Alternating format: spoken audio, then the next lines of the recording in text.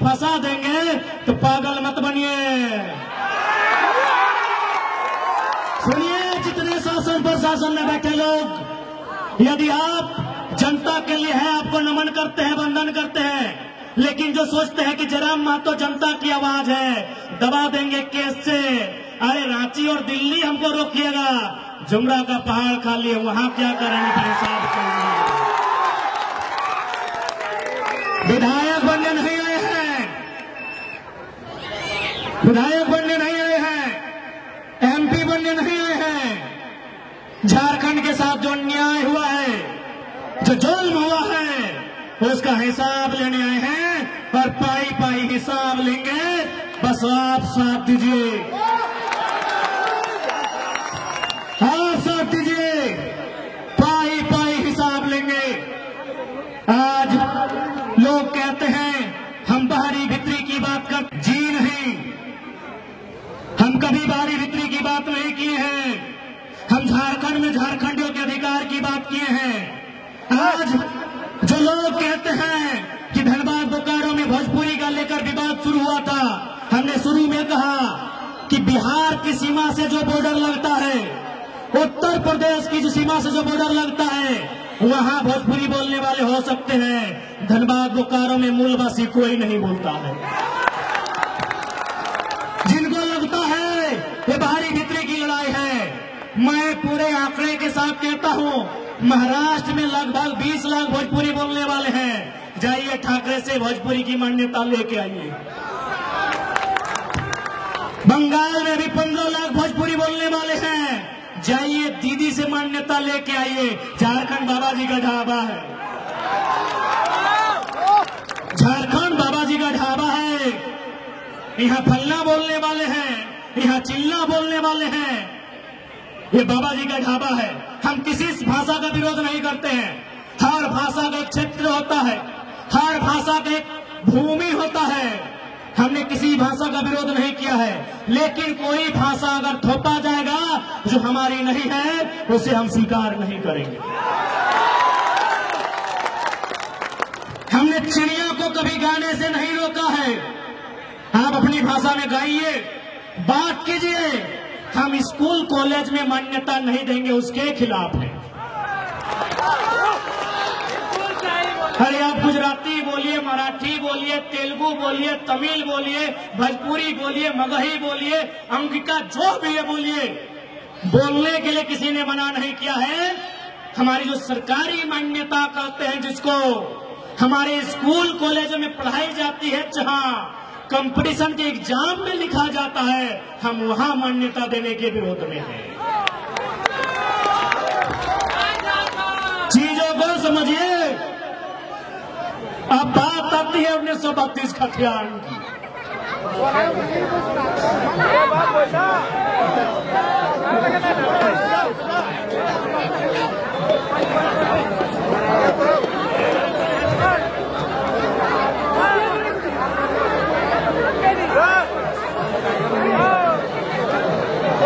बात आती है 1932 के खतियान की। लोके पोलो हथोन, ये अंग्रेजों के टाइम का कानून है, नहीं चलेगा। ये 1932 अंग्रेजों का कानून है। तो चलिए वो सुंदर उदाहरण, अभी अभी अयोध्या में राम जी आए हैं। ये कब का मामला था? 1528 का। समाधान कब हुआ? 2019-20 में। किसने किया? सर्वोच्च न्यायालय, लोकतंत्र ने। जब मुगल काल की समस्या का समाधान लोकतंत्र से, संविधान से, तो 1932 अंग्रेजों के टाइम का समस्या क्यों नहीं समाधान होगा? लॉजिकली बात कीजिए ना, लॉजिकली बात कीजिए, क्यों समाधान नहीं होगा? और आप बोलते ही अंग्रेजों का कानून है। चलिए हम पूछना चाहते हैं, बोकारो में कलेक्टर है कि नहीं है? डिप्टी कलेक्टर है ना? डिप्टी कलेक्टर, डिप्टी कलेक्टर अंग्रेजी है, थोड़ा उच्चारण में सुविधा होता है। अच्छा बताइए तो कलेक्टर का मतलब क्या होता है? व्हाट इज द मीनिंग मतलब कलेक्टर? अरे कलेक्टर का मतलब होता है जो कागज कलम लेके अभी जैसे रोड में लोग चंदा ले रहा है, तो क्या बोलते हैं? कलेक्ट करना। यानी जो चंदा ले रहा है कलेक्ट कर रहा है, जो टैक्स ले रहा है कलेक्ट कर रहा है, जो घर घर में चावल लेता है उसको बोलते हैं कलेक्ट करना। तो ठीक उसी प्रकार अंग्रेजों के टाइम में जो व्यापारी लोग से वसूली करता था, जो किसान से लगान वसूली करता था, उसी को एक अधिकारी बनाया गया था जिसको अंग्रेज कलेक्टर बोला था। आज कलेक्टर की व्यवस्था चल रही है, 1932 काहे नहीं चलेगा? काहे नहीं चलेगा? अब आता है कलेक्टर से ऊपर होता है कमिश्नर। डिविजनल कमिश्नर है झारखंड में, कै गो? 5 गो। उत्तरी छोटा नागपुर, दक्षिणी छोटा नागपुर, संथाल परगना, कोल्हान, पलामू, 5 गो है हमारे पास। क्या है? डिविजनल कमिश्नर, यानी इसको क्या बोलेंगे? प्रमंडल आयुक्त। अब बताइए कमिश्नर का मतलब क्या होता है? अरे वो बच्चा जानता है कि कमिश्नर आया है कमीशन से। कमीशन यानी अगर ही हमको 10 रुपया लाके दिया, उसमें 2 रुपया कमीशन जेब में रख लिया, उसी को कमिश्नर बोला जाता है।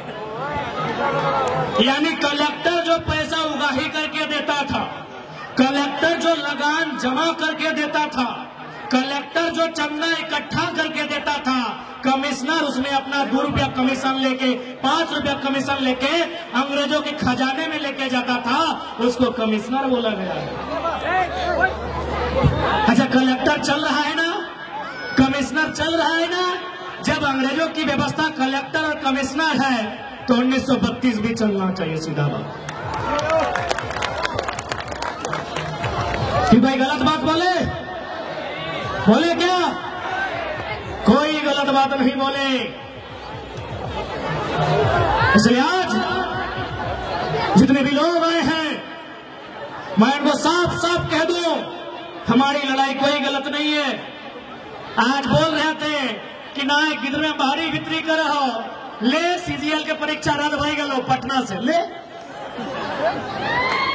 बोल रहे थे ना, अरे छोड़ा तो महतो घरक लगो, खुड़मी घरक लगो ले, कंधे गले बरहम ऋषि अखिलेश रॉय तो और सामाजिक लोग के परीक्षा रद्द नहीं भेलो की हो?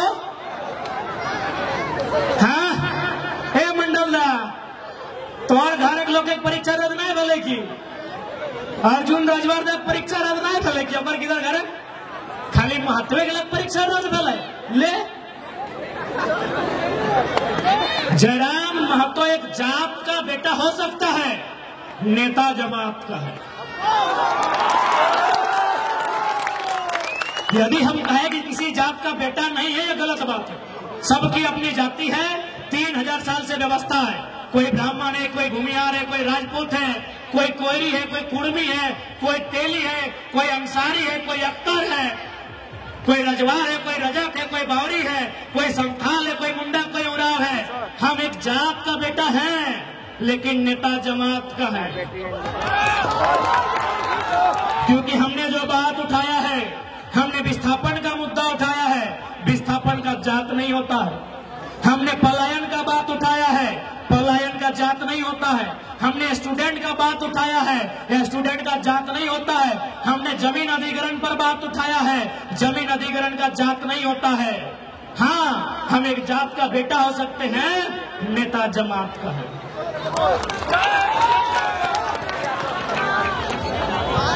इसलिए आज परीक्षा ले पटना से धनबाद में 26 को बच्चा का बहाली था, नेतरहाट में यूपी बिहार वाला कब्जा कर लिया है।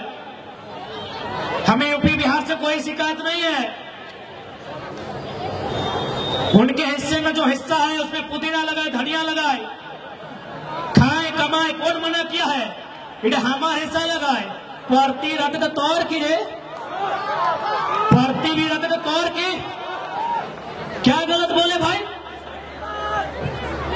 जितने बुजुर्ग लोग हैं बताइए, आप लोग जमीन का बंटवारा करते हैं कि नहीं मीटिंग में? तो 2 भाई में यदि जमीन का बंटवारा होता है, बीच में जो सियाड़ हमें देते, सियाड़ ना, कोई आड़ बोले कोई सियाड़ बोले। हाँ आड़ बाबा आड़, सियाड़ किस लिए देते हैं? कि बड़ा भाई सेपरेट, छोटा भाई सेपरेट। तो ठीक उसी प्रकार 54% जमीन बिहार के पास, 46% जमीन झारखंड के पास, बीच बीच में वो बॉर्डर है, सियाड़ है।